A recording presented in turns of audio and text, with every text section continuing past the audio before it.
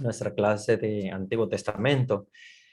Vamos avanzando bastante, ya estamos en la época de los reyes, ya estamos adentrándonos a una época importantísima dentro de la historia bíblica. Por lo tanto, vamos a estudiar hoy lo que son la, la historia de los reyes de Israel. Y como ustedes saben, el, el reinado de Israel es una época muy importante porque, como habíamos visto en la clase pasada, con los jueces, unos más malos, otros peores, como ustedes vieron, eh, se apartan del camino del Señor y lo que hacen estos individuos, digamos así, estos líderes del pueblo, es dar un mal ejemplo al pueblo, al punto que tocan fondo y se encuentran en una situación tan, pero tan sumamente difícil que ya la única alternativa que tenían era la de nombrar un rey. Que llegue un rey que ponga orden en esa situación de pecado, de alejamiento de Dios que había, y que coloquen un rey para comenzar el, el reinado, eh, que era, digamos, que es la época más importante de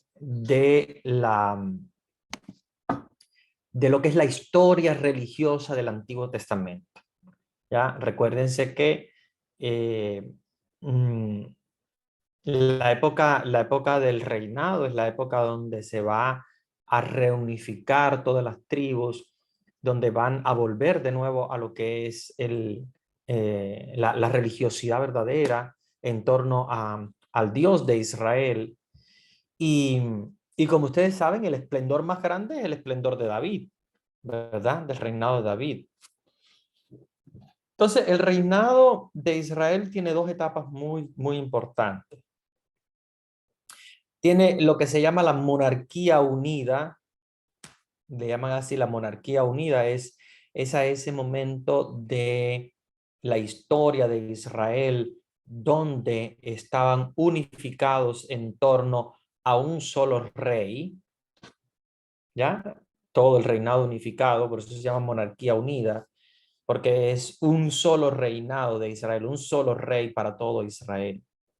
Sin embargo, este periodo tan hermoso, tan sumamente esplendoroso, se vive solamente con tres grandes reinados que son el reinado de Saúl, que fue el primer rey de Israel, David, que es el sucesor de Saúl, como ustedes saben, y Salomón, que es el último de los reyes de Israel en el reino unificado. Entonces, Saúl, David y Salomón son los tres reyes de Israel de lo que se llama la monarquía unida.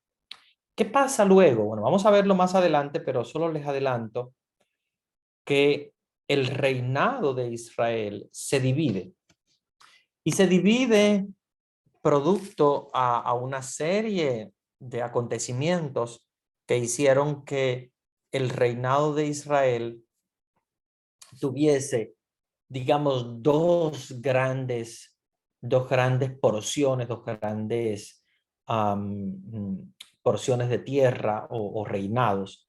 Era como le llamamos, que es el reinado del norte y el reinado del sur. El reinado del norte, llamado también como reino de Samaria o Samaria, como quieran llamarle, tiene esas dos pronunciaciones. Seguramente ustedes habrán escuchado personas cuando leen la Sagrada Escritura, a veces dicen Samaria, otros Samaria. Es más común decir Samaria, pero está permitido las dos pronunciaciones. Entonces, el reinado del norte o reinado de Samaria y el reinado del sur, que tiene su sede en Jerusalén, o reinado de Judá. Entonces, el reinado del norte que se llamó Reinado de Israel también, que tiene su capital en Samaria, y el reinado del sur, que es el reinado de Judá, o el reino de Judá, con su sede en Jerusalén. Y de ahí varias ciudades, obviamente. ¿Ok? Entonces, dados esos acontecimientos, se divide el reinado. Hay dos reinos y obviamente dos reyes. eh, y la búsqueda de volver de nuevo al reinado de David, que fue el reinado más importante. Recuérdense que con David el reino de Israel era uno solo, incluso llegaba mucho más allá de lo que llegó el reinado del norte y del sur. Cuando se dividen el norte y el sur, los reinados ya eran sumamente pequeños. El reinado de Israel unificado es mucho más grande, porque incluso llega hasta tocar los confines del imperio asirio, y en el sur incluso hasta tocar el desierto. Hacia un lado, obviamente, está el mar Mediterráneo, pero hacia el lado del río Jordán, atraviesan el río Jordán, y el reinado de Israel llega incluso hasta cerca de los amonitas, que luego van a asumir esas tierras, el reinado de Amón y el reinado de Moab. Em, Recuérdense que el, el esplendor de Israel es con David. De hecho, por eso se venera en Israel la tumba de David. Para ellos fue una figura muy importante, porque fue un reinado esplendoroso. Ellos llegaron hasta donde ni siquiera se podrían imaginar. Entonces, conquistando tierra, conquistando culturas, y llegando, ¿verdad?, a tener una hegemonía grande por el cual ellos podían ejercer su religión sin tener que ser de alguna manera colonizados por otras religiones, otras culturas, otros países, otros reinados, ¿verdad? Entonces, es normal que ellos veneren así de esa manera grande a David, porque el reinado de David fue sumamente esplendoroso, sumamente esplendoroso. Entonces, vamos a hablar del reinado de Israel, sea el reinado unificado, recuérdense siempre, el Reino Unido, que era en la época de Saúl, David, esplendoroso, y Salomón. Prácticamente fue como una especie de escalera, ¿no?, que sube y baja. Con el reinado de Saúl empezó a crecer el reino de Israel, con Saúl, hasta llegar al punto máximo con David, y sin embargo con Salomón empieza a decaer ya el reinado. Por eso que Saúl y Salomón no son reinados tan grandes, aunque obviamente tienen sus importancias. Saúl fue el que unificó las tribus de Israel, fue el que le dio prácticamente forma a lo que es el reinado de Israel, porque antes de Saúl no existía rey, no existía esa organización de tierra tampoco, existían diferentes jueces que eran como gobernadores de alguna manera de las diferentes provincias, ¿no? Con Saúl se le da una unificación muy grande, muy interesante a las tribus de Israel. Y con Salomón, ustedes saben muy bien que es el edificador del templo. O sea que hay un esplendor desde el punto de vista religioso. Salomón también lo conocemos por su sabiduría, su conocimiento. Pero con Salomón empieza a decaer el reino al punto que ya su sucesor no logra mantener la unidad y el reinado tiene que dividirse, incluso perder tierras. Tierras que van a caer en manos de extranjeros, obviamente. El Antiguo Testamento, como sabemos, nos habla de este rey, Saúl, ¿verdad? En la unción, ¿verdad? La unción de Saúl como rey de Israel, como un momento sumamente importante de la historia, ¿verdad? De la historia de Israel.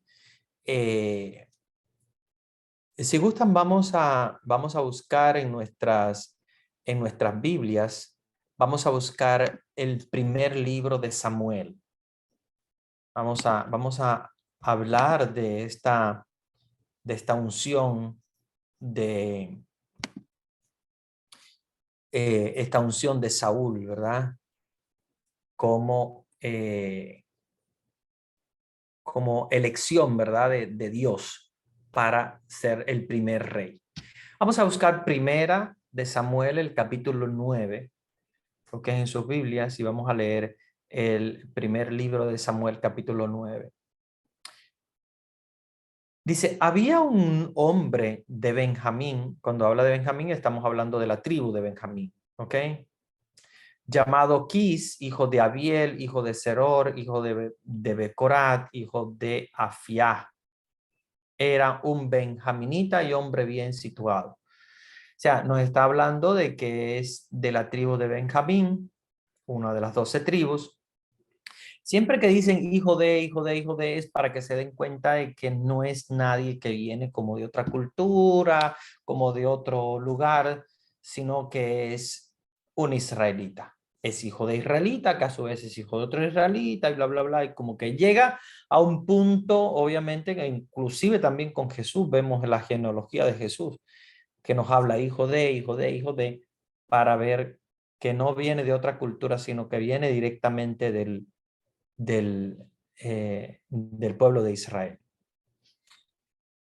Primera de Samuel, capítulo 9, versículo 2. Tenía un hijo llamado Saúl, joven aventajado y apuesto. Nadie entre los israelitas le superaba en gallardía. De los hombros arriba aventajaba a todos. O sea, acuérdense que la Biblia usa palabras un poquito a veces como rebuscadas de entender. Cuando dice que de los hombros hacia arriba aventajaba a todos, quiere decir que era hermoso, o sea, que tenía una cara hermosa. Por eso es que dice de los hombros hacia arriba aventajaba a todos. O sea, que era alguien bien parecido, que tenía esa gallardía, ¿verdad? De la que habla. Se habían extraviado unas asnas pertenecientes a su padre Quis. Dijo Quis a su hijo Saúl, toma contigo uno de los criados y vete a buscar las asnas. Atravesaron la montaña de Efraín, cruzaron el territorio de Salisá sin encontrar nada. Cruzaron el país de Saalín, pero no estaban allí. Atravesaron el país de Benjamín sin encontrar nada. Cuando llegaron a la comarca de Suf, dijo Saúl a su criado que le acompañaba, vamos a volvernos, no sea que mi padre, olvidando las asnas, se inquiete por nosotros. ¿Okay? Su papá se va a olvidar de que nosotros salimos a buscar las asnas y tal vez se va a inquietar porque nosotros no hemos llegado. Pero él respondió, cabalmente hay en esta ciudad un hombre de Dios. Es hombre acreditado, todo lo que dice se cumple con seguridad. Vamos pues allá y acaso nos oriente acerca del viaje que hemos emprendido. Saúl dijo a su criado, vamos a ir, pero ¿qué ofreceremos a ese hombre? No queda pan en nuestros zurrones y no tenemos ningún regalo que llevar al hombre de Dios. ¿Qué podemos darle? Dice, vamos a ir, pero vamos a encontrar con las manos vacías, no vamos a poder ni siquiera darle algo. Replicó el criado y dijo a Saúl, es el caso que tengo en mi poder, un cuarto de siclo de plata, se lo daré al hombre de Dios y nos orientará sobre nuestro viaje. Antes en Israel, cuando alguien iba a consultar a Dios, decía, vayamos al vidente, porque en vez de profeta, como hoy, antes se decía vidente. Esto es una aclaración bíblica muy interesante, que a partir de la época, sobre todo, ¿verdad?, de Samuel como profeta, se llamaban videntes, ¿verdad? Aquellos que de alguna manera veían el futuro. ¿Se recuerdan de José? José, que sus hermanos lo vendieron, que fue a parar a Egipto y fue vidente en Egipto con el faraón y obviamente pues fue el que predijo lo de las plagas, etcétera, ¿no? Recuerden cómo se le llamaba antiguamente a los profetas, que eran profetas también, pero eran más comúnmente llamados vidente porque se consideraba el profeta como un vidente de Dios, que de hecho también lo es, pero no solo es un vidente. Por eso la palabra profeta es una palabra mucho más amplia, es una palabra mucho más abarcadora, porque profeta no es solamente el vidente, acuérdense que profeta también es el que anuncia y el que denuncia. Si nosotros vamos a ver el Nuevo Testamento, el profetismo de Juan el Bautista es un profetismo mucho más perfecto en el sentido de que no es solamente un vidente, sino es alguien que viene a anunciar algo, pero a su vez también viene a denunciar. Recuérdense Juan el Bautista cómo denunciaba los pecados, ¿verdad? Y anunciaba la conversión. Entonces, claro que el profeta es una palabra un poquito mayor, pero hasta ese momento se hablaba más de vidente, no se hablaba tanto de profeta. En este caso, ya con Salomón, ¿verdad? Se habla más exactamente de profeta, como profeta de Israel. Versículo 10. Saúl dijo a su criado: tienes razón, vamos pues. Y se fueron a la ciudad donde se encontraba el hombre de Dios. Cuando subían por la cuesta de la ciudad, encontraron a unas muchachas que salían a sacar agua y les preguntaron: ¿está aquí el vidente? Ellas le respondieron con estas palabras: sí, ahí delante está el vidente. Cabalmente acababa de llegar ahora a la ciudad porque hay hoy un sacrificio por el pueblo en lo alto. En cuanto entren en la ciudad, lo encontrarán antes de que suba al alto para la comida.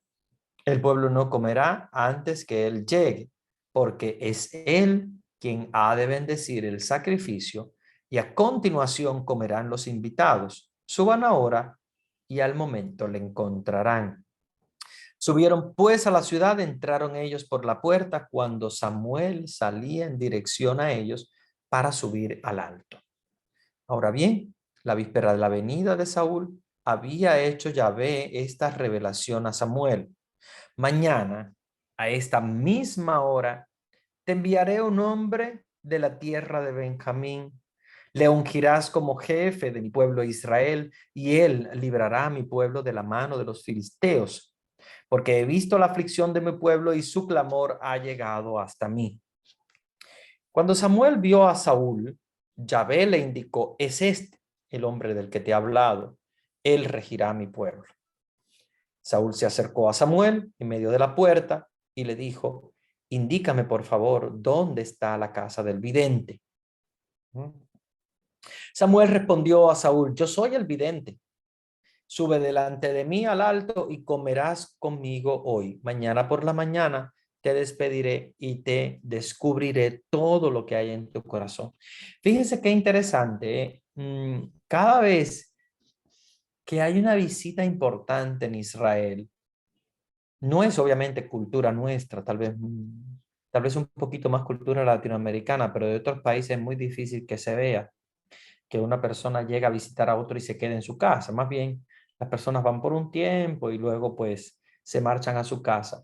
En Israel es muy interesante que cuando hay una visita importante, ¿verdad? En casa de alguien, generalmente esa persona no pasa de largo, sino que se queda, por lo menos se queda hasta pasar la noche y ya después al día siguiente se marcha a su casa.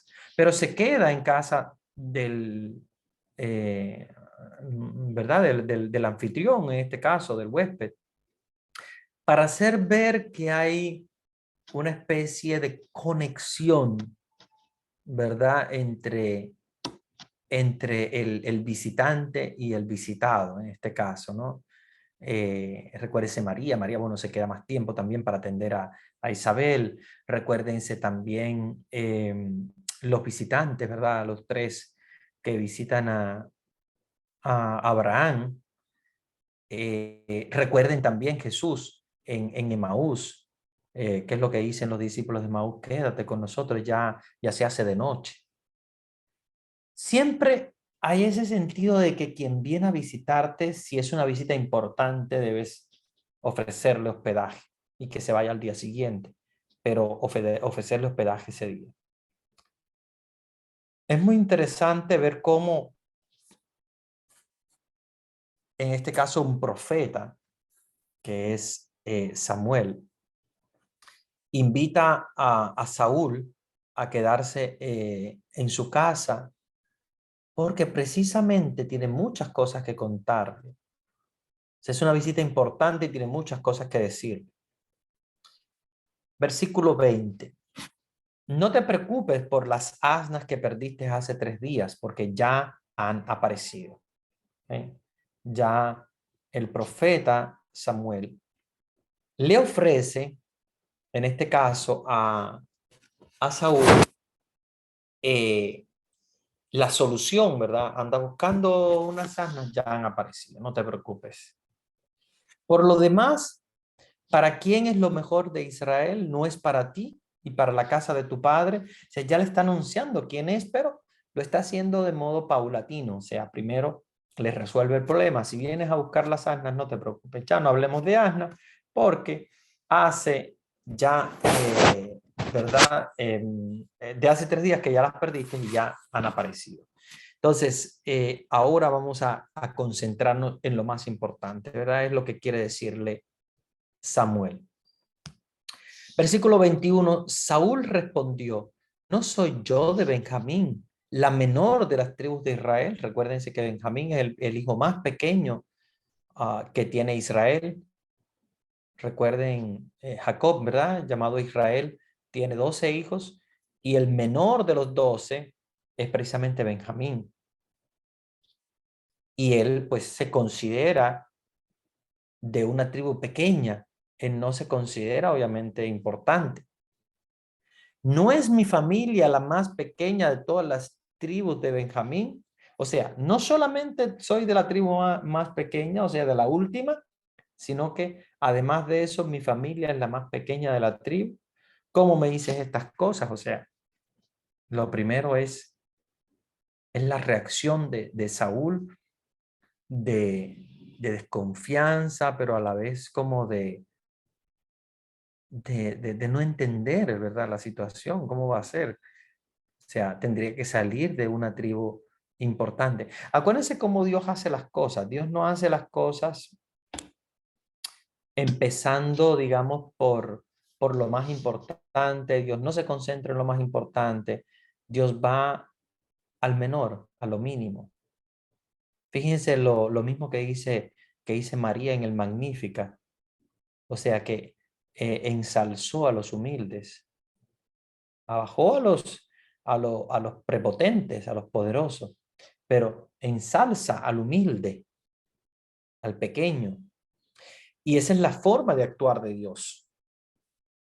A pesar de que el ser humano no la entienda, de hecho, Saúl no la entendía, dice: no, yo soy de una tribu que es la más pequeña, mi casa, o sea, mi familia es la más pequeña dentro de esa tribu que ya es pequeña, o sea, que prácticamente Dios va a buscar al menor de los menores. Tomó Samuel a Saúl y a su criado y los hizo entrar en la sala y les dio un asiento a la cabecera de los invitados, que eran unos 30. Después dijo Samuel al cocinero: sirve la porción que te entregué, la que te dije que pusieras aparte. Tomó el cocinero la pierna y el rabo, poniéndolos delante de Saúl, y dijo: aquí tienes ante ti lo que se guardó, come. Aquel día Saúl comió con Samuel. Bajaron del alto a la ciudad, se extendió una estera para Saúl en el terrado y se acostó. Cuando apuntó el alba, llamó Samuel a Saúl en el terrado y le dijo, levántate, que voy a despedirte. Se levantó Saúl y salieron ambos afuera, Samuel y Saúl. Habían bajado hasta las afueras de la ciudad cuando Samuel dijo a Saúl, manda a tu criado que se adelante y tú quédate ahora para que te dé a conocer la palabra de Dios. ¿Ven? Samuel le dice a Saúl, manda a tu criado adelante, porque tengo yo que decirte cosas que no las voy a decir delante de él, que las voy a decir solamente a ti, y un momento importante para los dos. Primera de Samuel, capítulo 10. Tomó Samuel el cuerno de aceite, era lo que estaba esperando Samuel, ¿verdad? La unción. Y lo derramó sobre la cabeza de Saúl y después le besó diciendo, ¿no es Yahvé quien te ha ungido como jefe de tu pueblo Israel? Tú regirás al pueblo de Yahvé y le librarás de la mano de los enemigos que le rodean. Y esta será para ti la señal de que Yahvé te ha ungido como caudillo de su heredad. En cuanto te separes hoy de mí, encontrarás dos hombres junto a la tumba de Raquel sobre la frontera de Benjamín, y ellos te dirán, las asnas que has ido a buscar ya han aparecido. Ahora tu padre ha olvidado el asunto de las asnas y está preocupado por ustedes diciendo, ¿qué debo hacer por mi hijo? Pasando más allá y llegando a la encina del Tabor, encontrarás tres hombres que suben hacia Dios, a Betel. Uno lleva 3 cabritos, otro llevará 3 tortas de pan y el tercero llevará un odre de vino. Te saludarán y te darán 2 panes que tú tomarás de su mano. Llegarás después a la Gibeá de Dios, donde se encuentra el gobernador de los filisteos, y a la entrada de la ciudad tropezarás con un grupo de profetas que bajan del alto, precedidos del añafil, el adufe, la flauta, la cítara, en trance profético. Te invadirá entonces el espíritu de Yahvé, entrarás en trance con ellos y quedarás cambiado en otro hombre. Cuando se te hayan cumplido estas señales, haz lo que te viniera en mano, porque Dios está contigo. Ven el proceso de unción. Lo que hace Samuel primero es ungir a Saúl, prepararlo para ser el primer rey de Israel, pero él sabe que no basta con la unción, sino que necesita el espíritu de Yahvé que se deposite encima de Saúl para ser rey.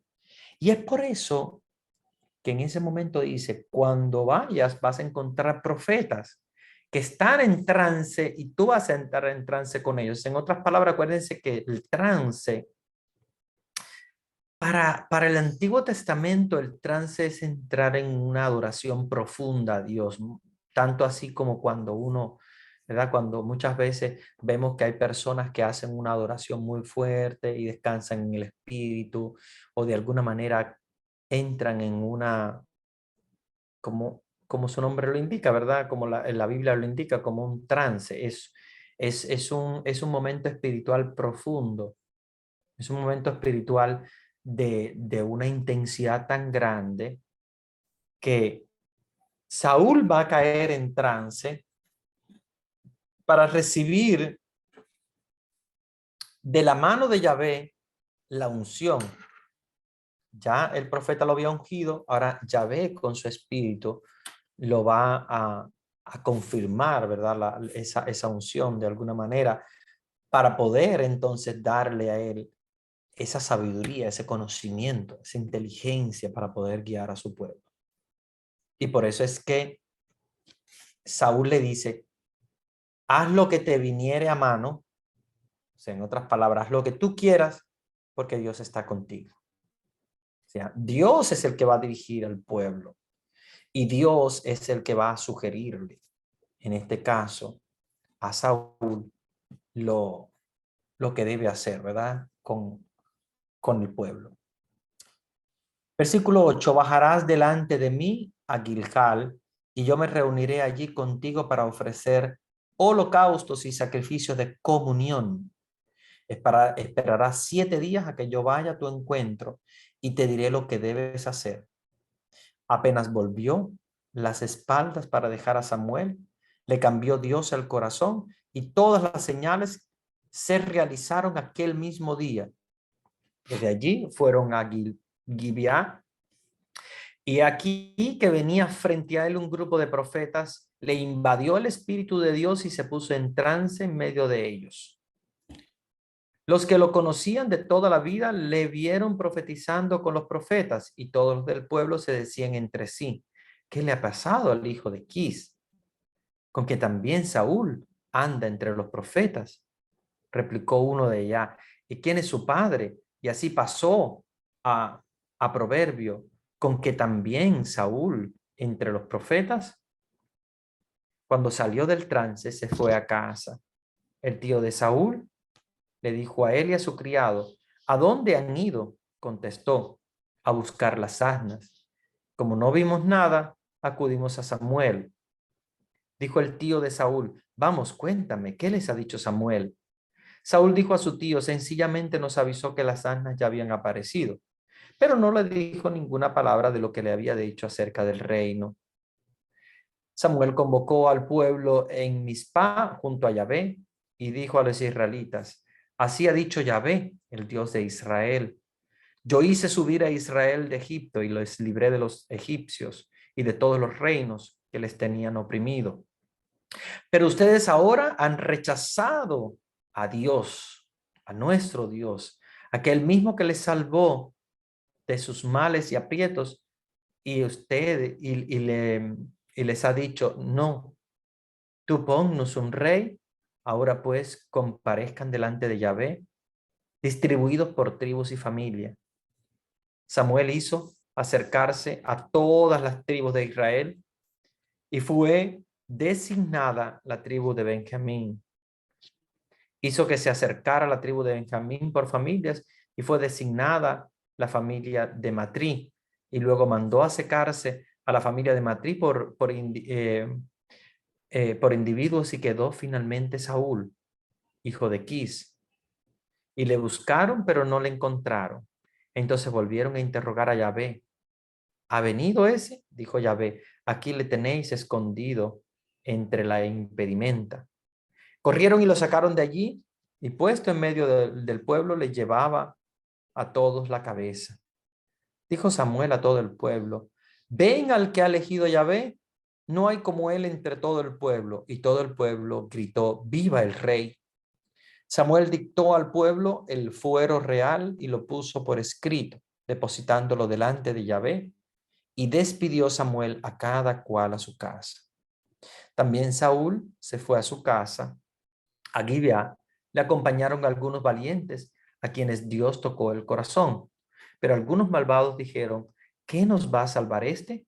Y le despreciaron y no le llevaron regalo, cosa de un mes más tarde. Vean cómo el pueblo de Israel, que ya estaba preparado para recibir a un rey, que estaban esperando que Dios suscitara de en medio del pueblo a un rey, ven en este caso la llegada de Saúl como rey de Israel y como salvación. Era lo mismo que esperaban con Jesús, solamente que con Jesús se equivocaron. Jesús no era un rey político, pero era lo mismo que esperaban con el Mesías. Lo mismo, hay una situación difícil del pueblo, necesitamos un rey. Necesitamos un guía, un líder, alguien que nos dirija, ¿ok? Pero obviamente ellos lo necesitaban desde el punto de vista político, desde el punto de vista militar. Y es por eso que Saúl se convierte en el primer rey de Israel. Saúl significa luz de esperanza en medio de un mundo de oscuridad. Igual también significa deseado, implorado, sea en árabe, sea en griego. Tenemos ese mismo nombre, Saúl. Y Samuel nos cuenta la historia de Saúl con altos y bajas, obviamente, situaciones muchas veces bondadosas para el pueblo, situaciones también de pecado. Y según la Sagrada Escritura, como sabemos, Samuel elige a Saúl, o en este caso lo unge, porque Dios es el que elige, Dios es el que lo ha predestinado. Y a través de Samuel, Dios unge a Saúl como rey de su pueblo, que los librará de los filisteos. Acuérdense que en aquel momento el pueblo de Israel estaba siendo asediado por el ataque de los filisteos. Pueblo sumamente guerrero. Pueblo de los filisteos era un pueblo sumamente guerrero. Y aunque Samuel sabía que el único rey, ¿verdad?, de Israel tendría que ser el Señor Dios, Dios mismo les reveló que necesitaba un, un rey para su pueblo, un líder que fuese escogido directamente del pueblo de Israel. Em, Saúl fue un hombre de mucha inteligencia, un rey muy firme, muy fuerte. Logra derrotar a los amonitas, a los moabitas y a los filisteos en muchas ocasiones. Se estableció, ¿verdad?, la capital suya en Jabes de Galaad. Y obviamente Saúl había preparado una campaña militar contra los filisteos, pero de alguna manera esperaba a Samuel para que ofreciera el sacrificio a Yahvé, para poder obtener eh, la victoria. Dado que Samuel tardaba tanto en aparecer, Saúl ofreció un sacrificio al mismo. Y es el ejemplo, ¿verdad?, de este sacrificio que esto lo vemos, ¿verdad?, en el sacrificio que hace Samuel en lugar del profeta, en lugar de, perdón, Saúl en lugar del profeta Samuel. Y Samuel se indigna. Y Saúl lo que hace es reorienta su campaña hacia los amalecitas, logra la victoria, exterminando a quien encuentre por delante.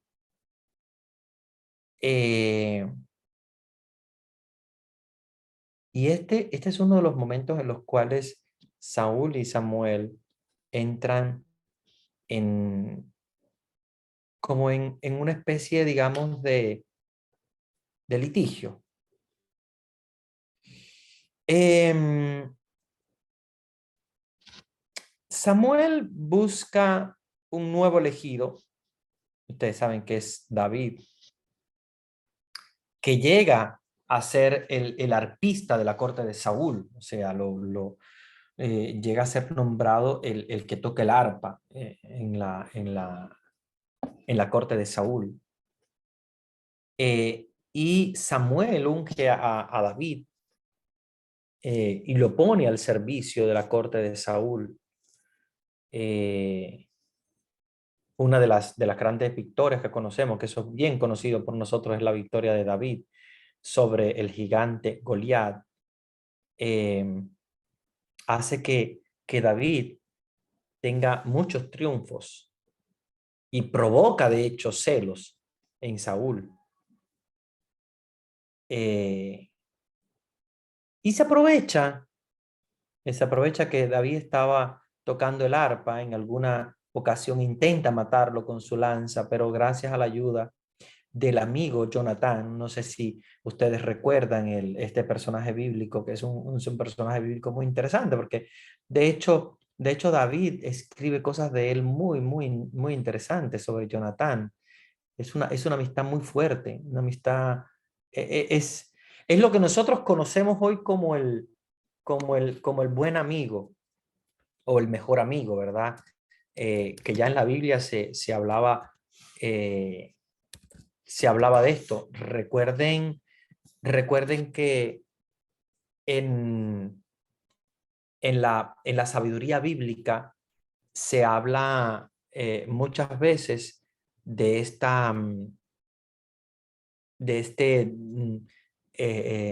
digamos, de esta comunión tan fuerte entre dos espíritus como son el de Jonatán y David, que es una amistad sumamente fuerte, ¿verdad? Al punto que David llega a decir de Jonatán, eh, mm, dice él que tiene un amor muy fuerte por Jonatán, que es mucho más grande que el amor que podría tener por una mujer, porque obviamente es su mejor amigo. Recuerden que este, la predilección de David por Jonatán es más grande que un amor carnal. Eso es un cariño como el mejor amigo, ¿verdad? Como su mejor amigo, como su hermano, diríamos así, que no es hermano de sangre, pero hoy diríamos que es un amigo como si fuera un hermano, ¿verdad? Como si fuese su propio hermano. Jonatán lo salva, tiene una amistad muy fuerte con David. eh, y, y es muy interesante cómo David logra huir de esa amenaza. Saúl sale a buscarlo, lo condena a muerte, eh, pero los oficiales del rey no se atrevieron a levantar la mano en contra de, de ninguna de las personas que habían protegido a David. eh, Ordena Saúl a Doeg, el edomita, que los matara. Él mata a 85 sacerdotes para, por el hecho de que obviamente habían protegido a, a David. Al punto que Saúl fue a pedir consejo a Samuel, pero apenas entró a su casa, Saúl quedó profetizando como la primera vez y sus guardaespaldas lo sacaron arrastrando. Y después le informaron que David estaba en el desierto, preparó una emboscada, pero se contuvo en matar a Saúl por ser el ungido del Señor y le perdona la vida. Recuerden el momento ese tan importante donde mismo David le perdona la vida a Saúl. Y Saúl regresa a su palacio. David tiene la única alternativa de exiliarse en un territorio filisteo por alrededor de 1 año y 4 meses. Eh, es también muy interesante la consulta a la divina de Endor, porque Samuel murió y fue enterrado en Ramá. Eh, y los filisteos vuelven a hacer guerra, obviamente. Acuérdense que en aquella época todo gran reinado está siendo atacado de todas maneras. Y, y los filisteos siguen haciendo guerra. Saúl, sin embargo, dirige a su ejército para enfrentarlos y antes de la batalla, pero va a consultar a una adivina, digamos a una profetisa que todavía se le llamaba adivina. La mujer, sin darse cuenta de quién era, les recuerda que el rey había hecho de la brujería un delito capital, o sea, él mismo, el propio rey Saúl. Y él le dice no, que no le va a pasar nada. Y ella entonces evoca el espíritu del profeta Samuel, que ya había muerto, para profetizar. Y Samuel, el espíritu de Samuel, que había muerto ya, le dice que Dios lo ha rechazado por completo y que ya no escuchará sus oraciones y que le ha dado ya el reinado a David. y que al día siguiente perdería tanto la batalla como su vida. Y por lo tanto Saúl queda abrumado por esta, digamos de alguna manera, por esa, por esa visión profética. Entonces, hay una guerra contra los filisteos donde hay una derrota para los israelitas y por primera vez empieza a decaer el reinado. Todo el ejército fue aniquilado, murieron muchísimos varones, muchísimos del ejército. Murieron incluso hijos de Saúl, como Jonatán y otros dos más. Saúl mismo también fue alcanzado por flechas y se vio gravemente herido. Y le dijo entonces a su escudero que lo matara. Pero por supuesto el escudero no lo mató. Saúl entonces se suicidó con su espada. El escudero también se mató él mismo porque al ver esa situación en la que estaba se encontró sin salida. Y los filisteos decapitaron a Saúl y a sus hijos y dejaron los cuerpos colgados en el muro de Betzán. Algunos ya después recuperaron sus cuerpos y los enterraron. Pero el texto bíblico nos habla respecto a esa separación de Dios respecto a Saúl y cómo Saúl se había alejado de la voluntad de Dios por envidias. Vean hasta dónde llega la envidia. Simplemente David era un chico joven, hermoso, que tocaba el arpa, que tenía un, un espíritu muy agradable a Dios, había agradado a Dios. Y Saúl lo persigue solo por envidia. Vean dónde llega la envidia. De hecho, al punto de querer matarlo por envidia. Y de ahí donde viene entonces esa decaída del reinado de Saúl. No pierde Israel. Recuérdense que a pesar de que pierden algunas batallas contra los filisteos, Israel no pierde absolutamente lo que es las tierras conquistadas, la hegemonía de ser un reinado bastante grande. Pero al llegar David, obviamente el reinado es mucho más potente. Recuérdense que David no es solamente un rey de Israel, es el rey por excelencia. ¿Ya? Entonces, vamos a ver que ustedes, ¿verdad? Conocen muy bien la unción, ¿verdad? Que hace Samuel de David, del rey David. Y, y obviamente, como ustedes saben, él lo hace antes de morir, antes de que David tome el reinado. Es un llamamiento que hace Samuel. Y por eso es que lo atrae para llevarlo hacia el reinado, para ser el arpista del reino. Sin embargo, eh, después, más adelante, por la envidia, es que llega entonces el decaimiento del reinado, ¿verdad? La decadencia del reinado de Saúl hasta el momento en el cual David toma, ¿verdad? Posesión del reino.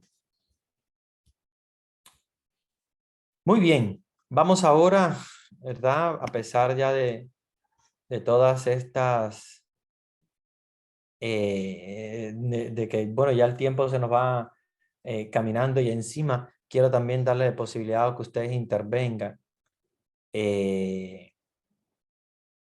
Voy a ver algunas preguntas que tengan en el chat y si no, pues vamos a dar la opción para que ustedes también hagan sus preguntas. Vamos a ver, en el chat hay una pregunta donde dice, Una pregunta, ¿Samuel es igual que Saúl? Me confundí o ya entendí, Samuel era el vidente. Ah, sí, sí, ya entendiste. Sí, a veces trae un poquito de confusión los nombres, pero los dos empiezan con S-A, Saúl, Samuel. Pero sí, Samuel es el vidente, Saúl es el rey. ¿Ok? Es el vidente, bueno, como se le llamaba vidente, pero como nosotros sabemos, recibe el nombre de profeta. Entonces Samuel es el profeta, Saúl es el rey. Vamos a, vamos a abrir los micrófonos para algunos que quieran intervenir, hacer alguna pregunta, hacer algún comentario, hacer alguna reflexión de lo que han visto hasta ahora.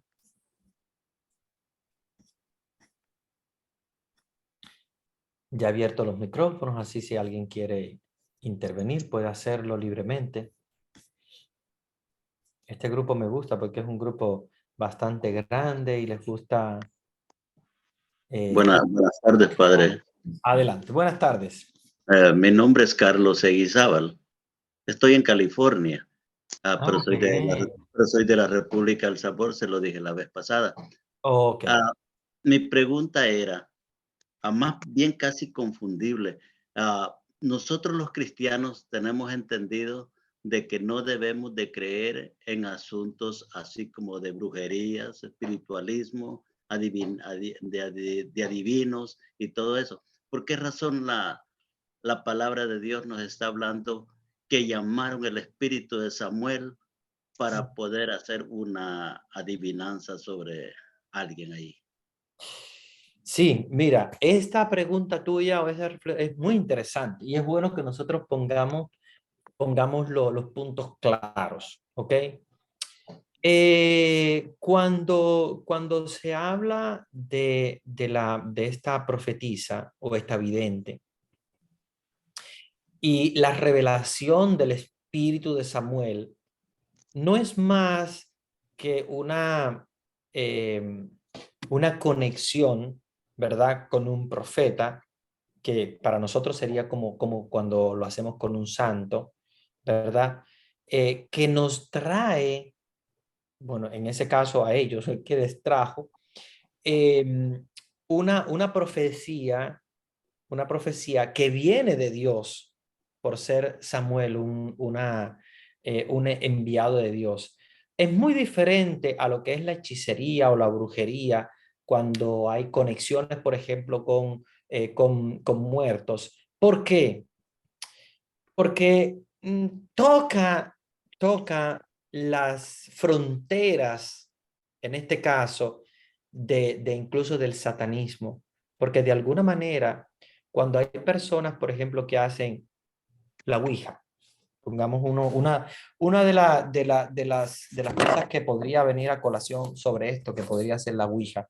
Las personas que hacen la Ouija, lo que hacen es que se conectan con un espíritu X, que puede ser incluso de uno de sus familiares. No estamos hablando de un profeta, estamos hablando de cualquier persona que haya muerto, ¿ok? La conexión, y ahí es donde viene entonces la conexión con un espíritu, muchas veces conectado con Satanás. O sea, que no es el espíritu de un muerto en que en realidad habla. Porque acuérdense en aquella parábola donde se habla del rico y Lázaro y que Jesús dice, bueno, el rico, el pulón que dice, Lázaro entonces ve y habla con alguno de mis hermanos y alértales, ¿no? De lo que tienen que hacer para que entonces cuando mueran puedan estar cerca del reino de Dios y no como yo que estoy acá en el infierno, ¿verdad? Básicamente.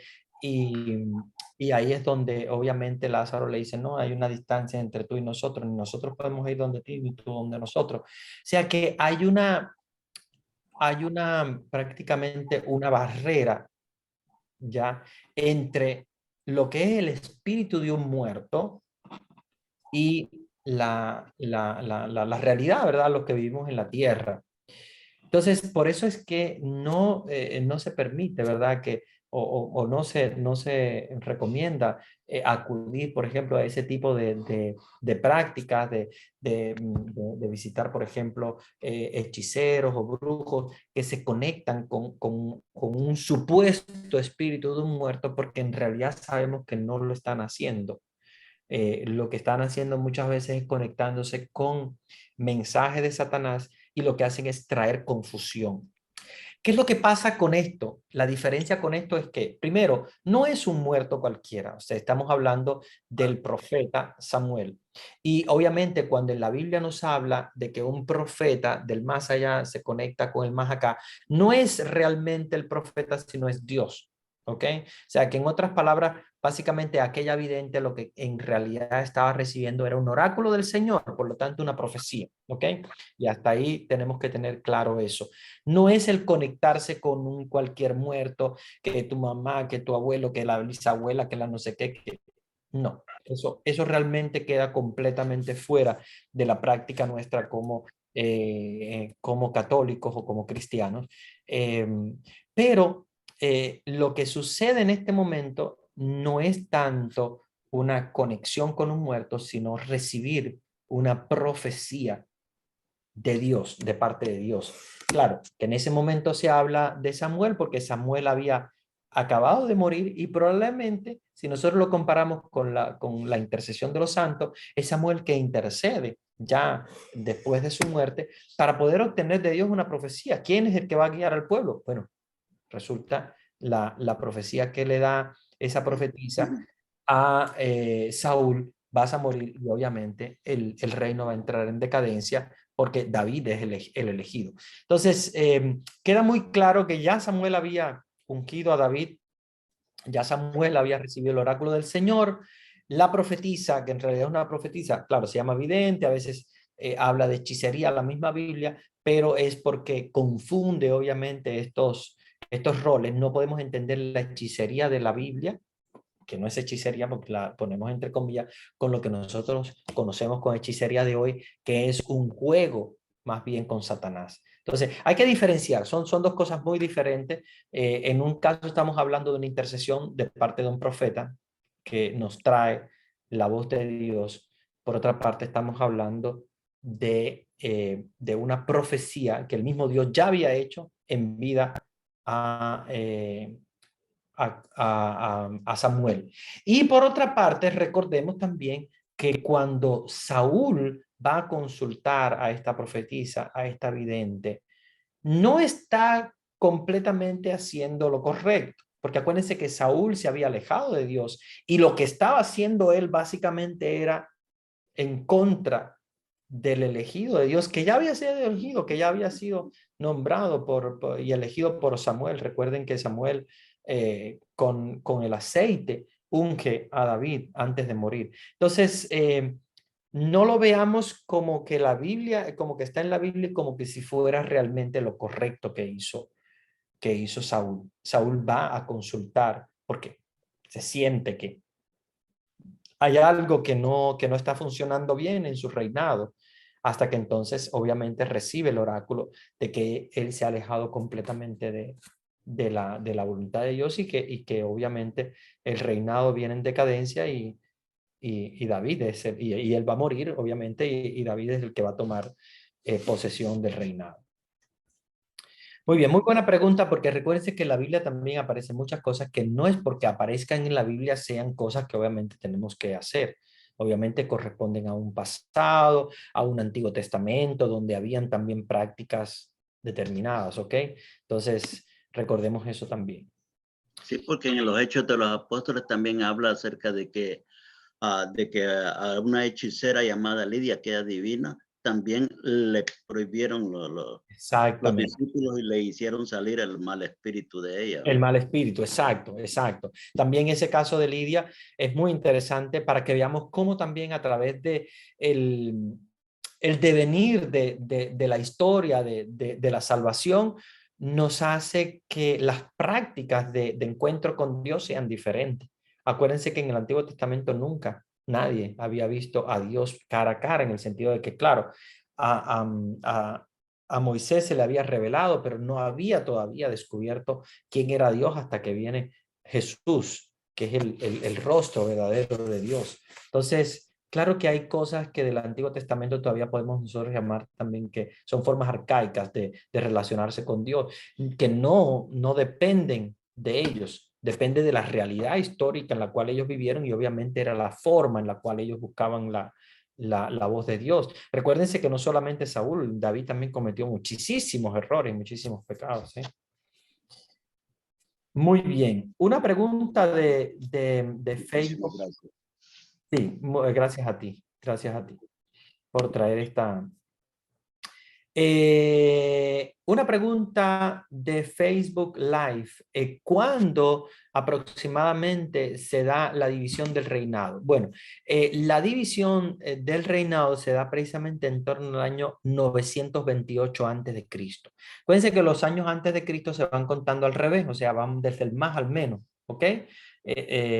Pensemos que el reinado de la monarquía unificada, la que estábamos hablando ahora, comienza en torno al año 1047 antes de Cristo, cuando se unge a Saúl como el primer rey de Israel, y de allí entonces vienen los reinados de David y de Salomón hasta el año alrededor, como les decía, del año 930, 928, 930, 928, acuérdense que es al revés, ¿ok?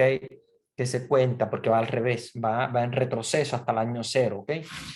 Eh, o sea, que es del año, como les decía, 1047 hasta más o menos alrededor, o sea, del año, sí, 1047 hasta el año alrededor 930, donde cae el reino unificado y se divide el reinado. En torno al año 930, 928, se divide el reinado que dura desde el año 928 hasta el año 722 antes de Cristo. Acuérdense lo que les dije, que va hasta abajo, porque es en cuenta regresiva, que los años antes de Cristo van al revés, ¿ok? Sí, porque hay veces que nos cae como raro que dice, ¿cómo va a ser del 928 al 722? Debería ser al revés, del 722 al 98. No, no, es así, porque va en cuenta regresiva. Entonces, más o menos del 928, que es cuando se divide el reinado, a 722. ¿Ok? Es la época del reinado. Acuérdense que el reinado de Israel también termina, incluso la división, ¿no? Porque vamos a encontrarnos después las conquistas, hasta inclusive el momento donde viene Jesús, donde no hay reinado en lo absoluto, porque ya están conquistados por los romanos, pero bueno, anteriormente hubo también conquistas de parte de otros imperios. Muy bien, son preguntas muy interesantes, muy buenas, muy buenas. Buenas noches, ¿me puede ayudar con el significado del oráculo? Oráculo es como una profecía, como una palabra, ¿verdad? Cuando dicen, llegó el oráculo de Yahvé, es una profecía, es como, un tipo de información, ¿verdad? De alguna manera que Dios da a algún profeta o a un rey o de alguna manera a alguno de sus interlocutores, como por ejemplo puede ser Moisés o algún patriarca. Dios da su oráculo, el oráculo del Señor, es como es su palabra, ¿no? Es su mensaje. ¿Ok? La palabra, diríamos que el significado más exacto de oráculo sería el mensaje. ¿Ok? El oráculo de Yahvé es un mensaje de Yahvé. Muy bien, no sé si hay alguien más que quiera abrir su micrófono, intervenir. Si no, entonces podríamos pasar a hablar de David. Yo sé que no nos va a dar tiempo a completar a David, tal vez por el tiempo que ya no nos resta, pero bueno, vamos a empezar por lo menos a ver hasta dónde lleguemos. David, año 1040 antes de Cristo al año 966 antes de Cristo. David, como ustedes saben, déjenme silenciar para que no... ok. Eh, David es personaje central en la Biblia. Como ustedes saben, David es David, o sea, es lo máximo. De hecho, la bandera de Israel tiene la estrella de David, porque para ellos es el rey de reyes, o sea, es el, el, el, el, el rey prepotente ante todos los demás reinados. Y por eso es que cuando se habla de Jesús siempre se le compara con David, como el nuevo David, porque esa es la idea que ellos tenían. Obviamente Jesús mucho más que David, muchísimo más. Pero lo que ellos tenían como conocimiento, lo que ellos entendían como reinado era David, porque obviamente era el reinado por excelencia, era lo máximo que podía llegar el reinado en Israel.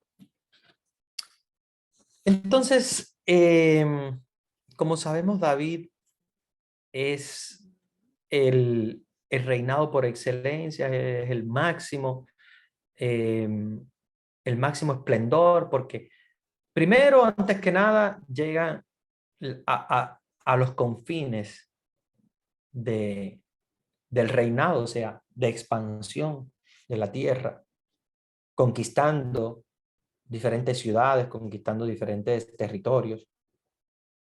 Por otra parte, es también el autor de la mayoría de los salmos, como sabemos, un gran salmista, tocaba el arpa. Eh, por otra parte, también tenía un tipo de relación con Dios muy interesante, porque no es que sea el más perfecto. David también cometió errores, cometió pecados, y pecados inclusive graves, como el pecado de ofrecer, ¿verdad?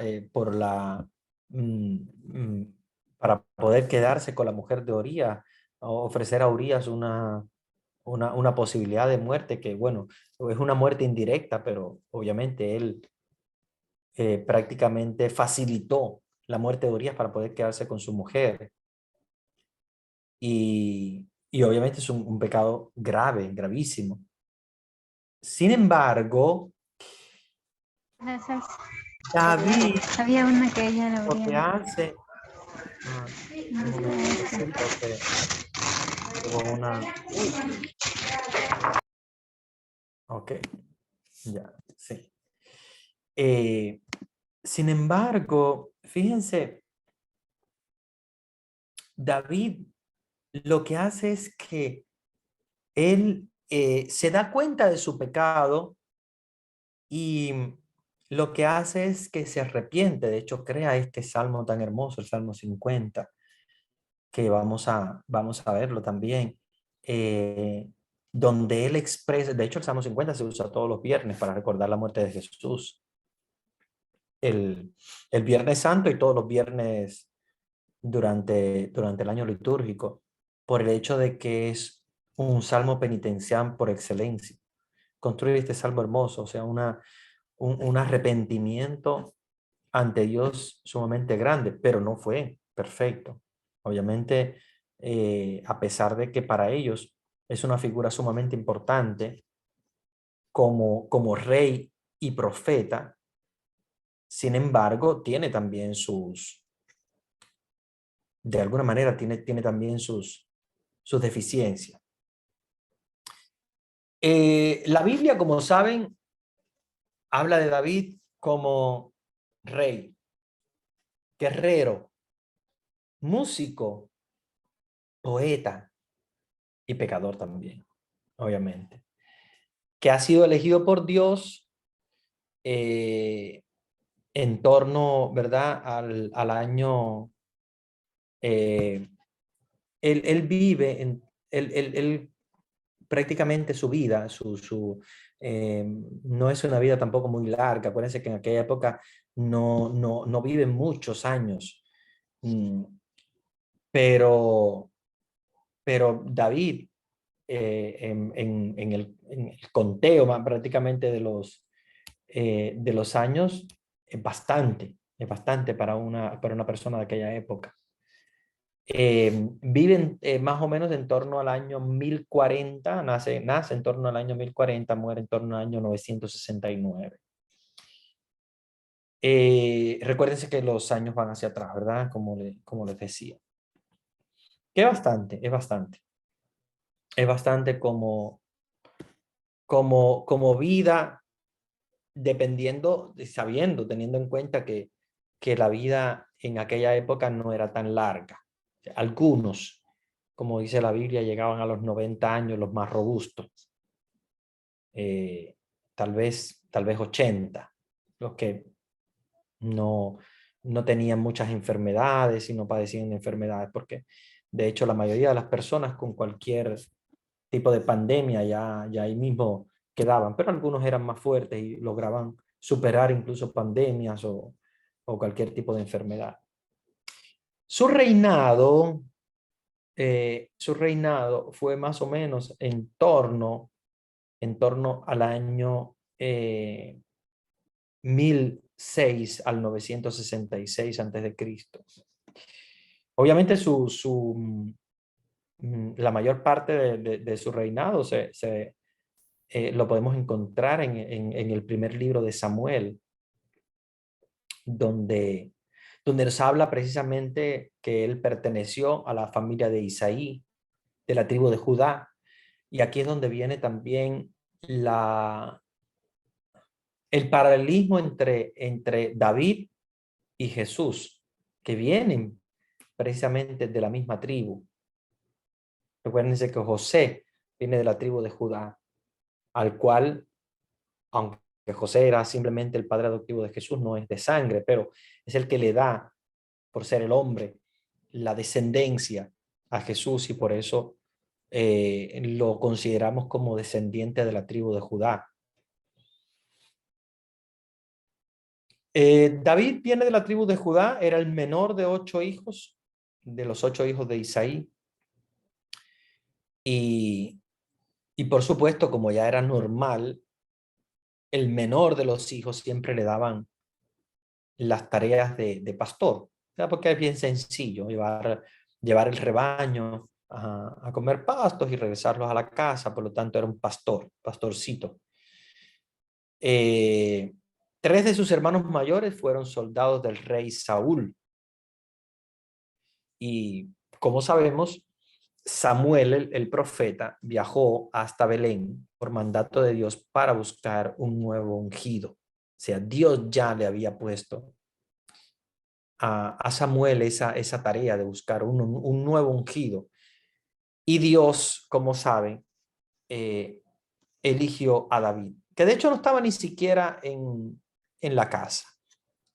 El rey Saúl había pecado al desobedecer a Dios durante la batalla de Ismash, donde debía destruir a todos los enemigos amalecitas, y no lo hizo. Dios decidió retirar su bendición a David y envía al profeta Samuel en busca de un nuevo ungido para Israel.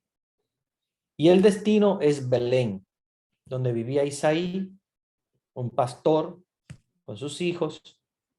Uno de ellos tendría que ser elegido, y Samuel, como profeta, tenía que saber cuál era el elegido. Y para evitar un castigo del rey Saúl, el profeta se excusó alegando que viajaba para realizar un sacrificio. Obviamente no se podía decir a Saúl que Samuel iba a buscar un nuevo rey. Una vez llegado a la casa de Isaí, el profeta conoció a sus 8 hijos. Esto lo conocemos muy bien, el relato bíblico. Empiezan uno por uno, ninguno ha sido el elegido. Luego dice, bueno, falta alguno. Y entonces Isaí dice, bueno, falta uno, el más pequeño, que está apacentando las ovejas. Él es chiquito, ¿verdad? No lo consideraban como que fuese el ungido. Y sin embargo, David, cuando se acerca a Samuel, Samuel lo unge, sino que es él el elegido. Con el arpa y, que él tocaba y su salmodia, ¿verdad? La manera de cantar a Dios, de salmodiar a Dios, sus melodías. El rey Saúl, sin darse cuenta de que ya David era el elegido, le concede, ¿verdad?, la posibilidad de tener un puesto en el palacio, en el reinado. Por otra parte, ustedes conocen también que Israel estaba en guerra contra los filisteos y un gigante llamado Goliat, que nos comenta la Biblia que mide 6 codos y un palmo de estatura. No sabemos nosotros cuánto podría ser eso ahora mismo, pero sí es un hombre bastante grande comparado con David, que era un muchacho. Él desafió y precisamente logra vencer a Goliat con apenas una onda. Y esto es una de las cosas que hace que David recupere toda una cierta importancia en torno a su figura, en la posibilidad de con una onda incrustar una piedra en la frente de Goliat, con lo cual él aprovecha, le corta la cabeza con la espada propia del filisteo, del propio Goliat. La Biblia de Jerusalén compara este combate con los combates individuales de la Ilíada, ¿se recuerdan? De Homero. En alusión a este combate, la onda de David simboliza que no existe ningún enemigo que sea más grande o por más pequeño que seamos, si obviamente vamos con la bendición de Dios. Y aquí es donde viene entonces ese poder de David al derrotar a Goliat y ser considerado, ¿verdad?, importante dentro de las filas del ejército del rey Saúl. David llegó a estar fugitivo. Sabemos que obviamente por esa misma envidia de Saúl, llega a estar fugitivo. Pero vamos a concentrarnos ahora un momentito en la historia de Jonatán, ¿verdad? A ver si nos da tiempo. Sí, nos va a dar tiempo a hablar de Jonatán porque es una historia muy, muy interesante. De hecho, hay algunos escritores bíblicos, de hecho un santo, que habla mucho de esta amistad entre Jonatán y David como la amistad entre dos amigos que se consideran como hermanos. Jonatán es ese personaje heredero del reino de Israel, hijo de Saúl, como ustedes saben, del cual nos habla el profeta Samuel a través de su profecía. Jonatán aparece por primera vez como vencedor de una de las batallas, de un bastión, en Primera de Samuel, el capítulo 13. Más tarde realiza también un ataque en solitario en contra de una guarnición enemiga y de hecho, aparece como guerrero, eh, como hijo de Saúl, obediente a su padre. Sin embargo, toma miel, ignorando que su padre había prohibido tomar ese alimento aquel día antes de caer la noche. Y su padre incluso decide a un cierto punto matarlo, pero desiste ante la protesta de la misma gente. ¿verdad? Se buscó la gente en contra. De hecho, en el capítulo 18 se introduce la historia de David y Jonatán, que sellan como una alianza, una amistad interesante. Si quieren podemos buscar Primera de Samuel 18 en su Biblia. Busquen Primera de Samuel 18 para que vean sobre esta hermosa amistad. Dice Primera de Samuel 18. Acabando de hablar David a Saúl, el alma de Jonatán se apegó al alma de David y le amó Jonatán como a sí mismo. Ya vean qué gran amistad, ¿verdad? Como hermanos. Le retuvo Saúl aquel día y no le permitió regresar a casa de su padre. Hizo Jonatán alianza con David, pues le amaba como a sí mismo. Ven, repite de nuevo la misma frase. Se quitó Jonatán el manto que llevaba y se lo dio a David, su vestido y también su espada, su arco y su cinturón. David lograba éxito en todas las campañas que Saúl le recomendaba y le puso Saúl al frente de hombres de guerra y se quiso querer de todo el pueblo y también en los servidores de Saúl. A su regreso, cuando volvió David de matar al filisteo, salían las mujeres de todas las ciudades de Israel al encuentro del rey Saúl para cantar danzando al son de adulfes y triángulos con cantos de alegría. Las mujeres danzaban a coro. Saúl mató a sus millares y David sus miríadas. Y ahí es donde se irrita. Saúl le disgustó esto, diciendo que David había matado miríadas y a él le habían puesto millares. Y desde aquel momento en adelante, ya Saúl no miraba a David con ojos de bondad, sino con ojos de envidia. Al día siguiente se apoderó Saúl de un espíritu malo de Dios y deliraba en medio de la casa. David tocaba, como otras veces, tenía Saúl la lanza en la mano.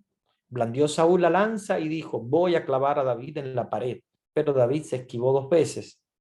Temía Saúl a David porque Yahvé estaba con David y de Saúl se había apartado.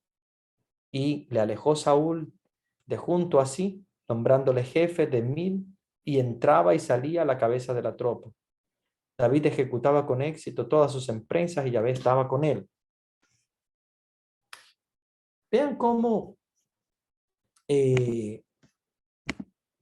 la envidia, ¿verdad?, hace que una persona se enfurezca de tal manera hacia otra persona. Y sabemos que la envidia nunca, en la Biblia, nunca ha terminado bien. Recuerden la envidia que tenía Caín hacia Abel, porque Dios le había gustado más la ofrenda de Abel, porque la había hecho de corazón. Cómo la envidia a veces no corroe el corazón del hombre al punto de intentar incluso matar al otro. Decimos que en el capítulo 18, bueno, vimos la historia de David y Jonatán, sellaron una amistad. Después que David matara con su onda a Goliat, Saúl comienza con celos, por lo cual David tiene que huir y pide ayuda a Jonatán. El último encuentro entre David y Jonatán se narra en el capítulo 23, donde hace un pacto ante Dios para que Saúl no mate a David, para que sea el primero en la línea de sucesión por delante de Jonatán. ¿Y qué es lo que le dice? No temas, pues no te hallará la mano de Saúl mi padre, y tú reinarás sobre Israel, y yo seré segundo después de ti. Fíjense, al punto de que Jonatán, siendo el sucesor, considera a David como el sucesor. Tú reinarás sobre Israel, y yo seré segundo después de ti. Y aún Saúl mi padre así lo sabe, y ambos hicieron pacto delante de Dios, y David se quedó en Ores y Jonatán se volvió a su casa. Ese es el último momento en el que se encuentran. Jonatán luego muere en la batalla del monte de Gilboa contra los filisteos, y David compuso un lamento en honor a Jonatán. Y Saúl, donde dice: angustia tengo por ti, hermano mío Jonatán, que me fuiste muy dulce, más maravilloso me fue tu amor que el amor de las mujeres. Es un canto que hace David, que está, si ustedes lo buscan, están en 2 de Samuel 1:26. Angustia tengo por ti, hermano mío Jonatán, que fuiste muy dulce. Más maravilloso fue tu amor que el amor de las mujeres. O sea, que lo quería más que cualquier amor carnal. O sea, es más bien como un amor de hermano, ¿verdad? Lo que nosotros consideramos hoy como un amor de hermanos. Bueno, ya el tiempo se nos ha agotado, ya nos quedan menos de 10 minutos. Tenemos que seguir hablando de David. Obviamente vamos a continuar en la próxima clase. David es un reinado muy interesante. Vamos a hablar del reinado de David y vamos también a hablar del reinado de Salomón en nuestra próxima clase. Ahora yo voy a darles la bendición y los voy a dejar con Vanesita si hay algunos avisos para ustedes. El Señor esté con ustedes. Y con tu espíritu. Y la bendición de Dios Todopoderoso, Padre, Hijo y Espíritu Santo, descienda sobre ustedes y permanezca para siempre. Amén. Oh, se me había olvidado, Vanesita, algunas preguntas que hay acá, pero bueno, ya son poquitas, no quiero dejarlas antes de pasar a los avisos. Creo que hice Salmo 50, 49, 50, 51, ¿cuál de los dos es? Sí, la situación es que normalmente es el Salmo 50 litúrgicamente, pero si buscan en la Biblia es Salmo 51. Entonces es más bien el 50, 51. 50 litúrgico, 51. Después les voy a hablar de esa diferencia, porque hay un salmo que se divide en dos y entonces a nivel de la Biblia está con un conteo, y si ustedes lo buscan en la liturgia, por ejemplo, en los libros litúrgicos, en los libros de la misa, lo van a encontrar con Salmo 50. Si están rezando, por ejemplo, el breviario, lo van a encontrar como 50. Si lo buscan en la Biblia es el Salmo 51. Porque Saúl se suicidó si sabía que eso era un pecado.